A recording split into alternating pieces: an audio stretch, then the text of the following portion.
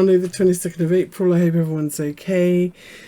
So we've had the Bitcoin halving, and that was pretty quickly forgotten with the hype around the launch of Bitcoin Runes. So if you've been living under a rock and you missed it, Runes is a new protocol for minting fungible tokens on Bitcoin. It was really hyped, and it seems to be living up to the hype so far. I think the launch day, for the first time, miners earned 80 million in transaction fees, which is massively more than they earn in block rewards. So if these Runes tokens, fungible tokens, really take off, I think it'll be really good for Bitcoin miners, which normally at this kind of time after a halving, would be earning less. So it is a pretty big deal. Transactions literally rocketed after that happened. So it is, Runes are basically, they're like ordinals, they're an inscription, but any developer can make fungible tokens on Bitcoin, a bit like you can in Solana and Ethereum. And so it's like Bitcoin catching up, if you like. I haven't actually bought any yet.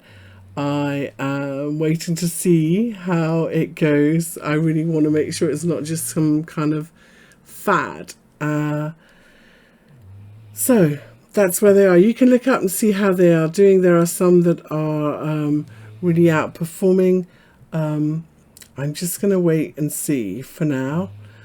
But it's always something exciting going on in crypto. Tonight we're going to look at Bitcoin, mainly because it's all about Bitcoin, and if Bitcoin starts moving higher again, there are some really nice, there have been some really nice corrective patterns in Bitcoin and a lot of altcoins, which to me say either that this correction we are in is just a bullish correction and a really nice uptrend, which is what we would normally expect after a Bitcoin halving, or it means that we may be about to relaunch again. In previous Bitcoin halvings, let's go back. This is a weekly chart. We have had at least a month or two after the halving where Bitcoin has gone sideways. The problem is markets learn very quickly. So they learn that a halving usually precedes a really strong uptrend. And maybe this time we go a little bit earlier, if you know what I mean. So I wouldn't be surprised if this little sideways consolidation that we have been in Bitcoin, let's catch up to where we are, maybe it, and we may be about to turn higher again. If we look at the Bitcoin chart that we are in, we have made a very nice textbook equal measured move correction. That's where this three-wave correction, very bullish. These two swings were exactly equal. We pulled back to a 236 Fib retrace level. That's measured from the low in November 2022 to the high that we made in February 2024. For me, if you use Fibonacci retrace levels, that 236 Fib is like your touchstone. If you are, if you stay above it, then you are still in an uptrend. And in previous Bitcoin bull runs, we have had 4 or 5 of these kind of 20%, 23.6% pullbacks and kept going higher. So it's possible that with this big three-wave correction, and for me, it really is a nice clear one, especially when this wave in the middle, the B leg, is very clearly 3 waves too. This could be it. We're going up again. But for me, I like to look at moving averages and these daily moving averages, and usually when you get a bearish cross of your daily moving averages, the first time that you come back into them, which is what we have done today, you quite often see a little bit, either you'll go sideways at them while everything catches up, or you could very often see a bigger pullback, and if we do that here in Bitcoin, I'd be looking for a higher low to pull back. When you get a textbook three-wave correction like this, I usually you put your Fib retrace levels on both swings, so over both swings. And if we look at this here, these levels kind of looked, if we look on a lower time frame, these levels have been pretty nicely validated. Here we are at the 50% level, and what I tend to go, I look level to level to level in Bitcoin. So if we were to reverse at this 50% level here at 66,700, I would expect a 50% pullback before we continue higher. If we get up to this 61.8 fib level, which is at 68,390, usually, the fibs are like, Fibonacci retrace levels are like a ladder. Each one you get to, as long as you don't break the one that you are below it, you're still going up. But if you reverse to the 61.8, we call this the golden ratio zone. So if you get back underneath this 50%, if we were to come up here, we would come back to the 38.2 before we go higher. So that again would give us a pretty nice pullback long entry. Bitcoin's favorite fib retrace level is the 786, which is up here at 77.50. If we get up there before we make our first wave complete bigger pullback, I would expect it back to 65 before we go higher again. Bitcoin really loves that 786 fib retrace, but it also likes a 50%. So I'm waiting to see. If you didn't, what I want to say is, if you didn't buy this 60,000 level, at some point we are going to get a really nice consolidation that you can buy the dip, or a bigger higher low pullback. We're not going to just blast out of here in a straight line. This is a really tricky week. Massive amounts of earnings, particularly in tech this week. There's quite a lot going on in regular markets, and that is not even counting what's going on in the wider world in war zones and so on. So wait for the pullback. And usually, because we have this bearish cross, and here if we look back, you can see whenever we've got underneath these daily moving averages before we pull back into them, either we go sideways like we did here in February. But if we look here, when we rallied up into the moving averages, which were again bearish, we had a big 50% pullback when we did this in September. So it's usually when you back test these moving averages, you get that kind of bigger pullback. And most of the bigger crypto that I look at, they're in a pretty similar position at potentially some resistance. So for example, if we take a look at Ethereum, we are back at the daily 20 moving average. So only if we get above this are we going to get really excited and shoot up to the top of this channel. We've done a really nice textbook equal measured move in this one. If we do continue higher, the top of the channel and the daily 50 moving average are probably where we go to next. But sometimes it takes that little bit longer to form a bottom. And we can see, daily 20 moving average, when you're in an uptrend, it's support. It's like your best friend. And when you're in a downtrend, it's resistance. And it's so a pretty key decision level here in ETH as well. So at this point, it's not clear that we are for sure going higher again. I think on the lower time frames it looks good, but we haven't quite made that. We're not quite making higher highs yet. That's what I mean. And I'm not quite sure that we're out of the volatility phase. I really do like the level in most, in fact, almost all of them. I really do like the levels that we've bounced from. It's just sometimes it takes a little bit of volatility and sideways to build a base to launch from. Okay, let's take a look at a few more tokens that have done very similar things.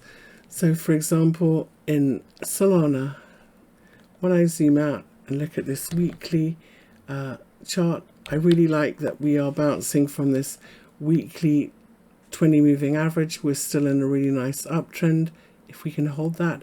If I measure from the highs to the lows here, this 50% pivot level in the middle, previous highs, there's a lot to like about this. I actually think with this one it's possible, same with Bitcoin.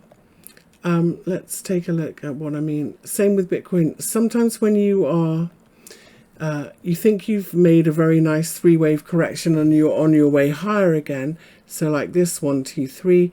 Very often how this rally unfolds, if it ends up being a three-wave correction, especially with like an equal measured move the other way, it sometimes points to a bigger, before you go up again. And it just means you're going to do a bigger three-wave move before correction is over. And given how normally these corrections play out after a halving, I wouldn't be surprised at that. However, these runes tokens may be a little bit of a game changer. Let's see. Okay, let's go back to Solana. Again, bouncing from this weekly 20 moving average is pretty bullish. Is the correction over, or is this just the first swing and we're going to do another swing before it's over? I'm not sure. But as you can see, we're bouncing up. We're back testing these moving averages, bearish crossing these moving averages. We haven't made a new high here. We are sideways at this previous high. Excuse my dog having a shake. If you take a look, technically, if you think a downtrend is a simple lower lows and lower highs, to reverse this, we really need to break out above these highs here, and we're a little bit sideways above them in most of these, and that at the weekly 20.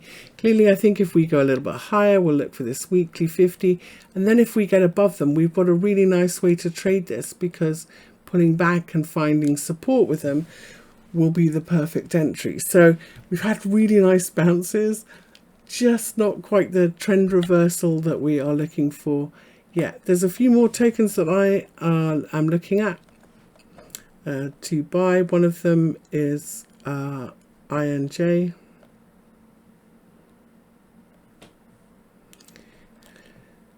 Let's take a look at this on the weekly. This has had a really nice pullback from lows to highs, all-time lows to highs, 61.8 levels. So you know how I talk about the fibs being like a ladder? If you break underneath one, you look for the previous one to be resistance, and if you bounce from one, here we've bounced from the 61.8. If we hold above this 50%, I would expect this to continue higher to this 38.2. At 33 next. So if we hold above 27, 33 will be next, and that should be the support if we keep going higher.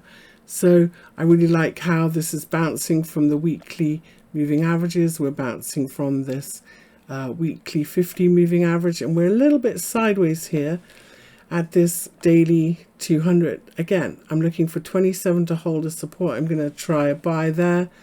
This is just the first kind of bounce off the lows. If we don't hold this, if we drop back underneath it, it's not quite the bottoming pattern I am looking for.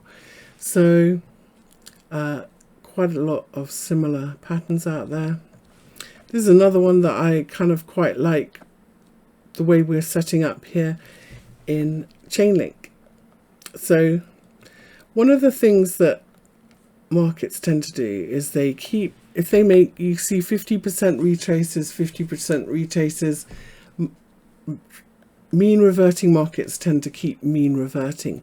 And in Link, ever since we made the high in 2021, we dropped, bounced 50%, kept going lower. And this 50% retraces, excuse me, tongue-tied, tend to happen a lot. So if I measure from this high to this low, this was the 50%. And when we look at where we've pulled back to here in Link, from this low to high, we're bouncing from this 50% level here. So that would mean normally I'd be looking for, until this breaks this pattern, I'm going to be looking for 50% from here, which is 1742. So we keep doing this 50% thing until we break out. And I'm then going to be looking for another leg higher from here. I really like how we are bouncing from this weekly 200 moving average, and if we could hold it. Now, if I'm wrong, we'll end up making a bigger top. So this 50% will come back, and then we'll break, and we'll make some kind of head and shoulders pattern, and this will continue lower. So the level where this rally may come into trouble, is then going to be 50% from this high to this low, which is 1742. And that's going to also be a retest of these highs and lows, isn't it? And that's how it will end up being, that kind of bigger topping pattern if we get stuck there. So watching for this one to build a base, and I pullbacks at like 3-wave corrections would be a very nice pullback here. And I think Link could go higher, and I'd be really quite excited above 1742. But everything at the moment is just not quite clear that we are on our way higher again. Here's another one, Fetch AI. If I look at this on the weekly, we've had a really nice bounce from the weekly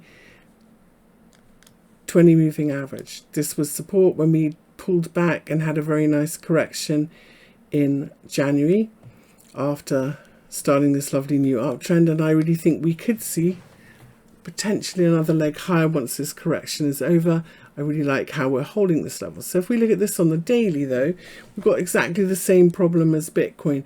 We've made a very nice 3-wave correction, but here we are stuck at these daily moving averages which have this bearish cross, and so it may be we're not quite out of trouble. We may need a bigger pullback before, and maybe a double bottom or a bigger bottoming pattern before we know we're going higher. So if we get above this daily 50 moving average by pullbacks, I think it should continue, and you're wrong if you with this daily 50 moving average. But yeah, so for now I'm kind of waiting for that bigger pullback, and I am watching it on the 4-hour to see if we can continue higher in Fetch. So really nice bounces, really good hold. Like, you know, before we tag this, sorry, those are my ordinals that I'm looking at. Before we tag this 60,000 level in Bitcoin, people were so bearish, really, really bearish. So it may be, you know, that they start chasing this. Just be careful buying the highs and not having a little bit of a pullback. It really isn't quite clear to me yet that we are out of trouble. And again, in all of these, I would like to see this above the daily 50 moving average. And I think that we are at a little bit of a risk of a bigger pullback this week before we keep going higher. But am I bullish? Otherwise, absolutely. You know, these are really nice bullish corrective patterns.